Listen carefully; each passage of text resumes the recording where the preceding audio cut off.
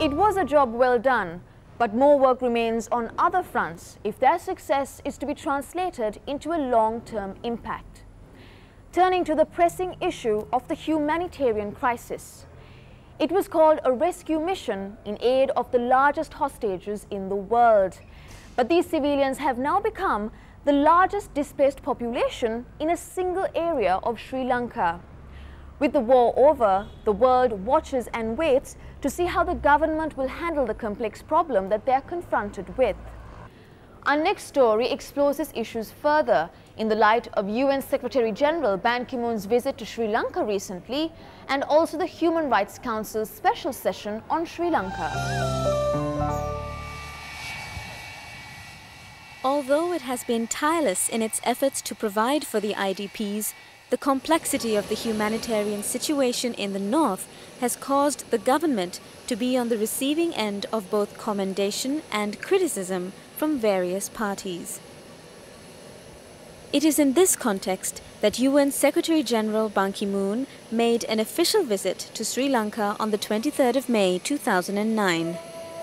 During his 24 hours in the country, Ban Ki-moon visited the Manik Farm IDP camp and a hospital in Vaunia, and also met with the President and other dignitaries to discuss the situation. Due to limited access to camps and the tight security in the areas, there have been reports of atrocities and war crimes committed by both sides circulating in the media. To discuss the seriousness of these allegations, the Human Rights Council held a special session on the 27th of May 2009. The session ended on a positive note, with 29 out of the 47 countries voting in favor of the resolution adopted by the Council. At a cabinet press briefing in Colombo the next day, Minister of Mass Media and Information Anura Priyadarshana Yapa spoke glowingly of Sri Lanka's triumphant outcome. So we are quite confident, so we have nothing to hide. That is why we are confident, and we always said that what we are doing is right. And we have never engaged in human rights violation against people or civilians especially. And we want to make sure that they are out of those, out of the free, area where they were held by the LTT as human shields. And we have done that. And we have the most, powerful army as well as most disciplined army. So we are proud of it. So we have 29 for us. Out of the 47? Out of 47, 12 against and 6 absentees. So that means we have won handsomely. Like we have won elections in Sri Lanka. So we have seen that we have win even elections in abroad also.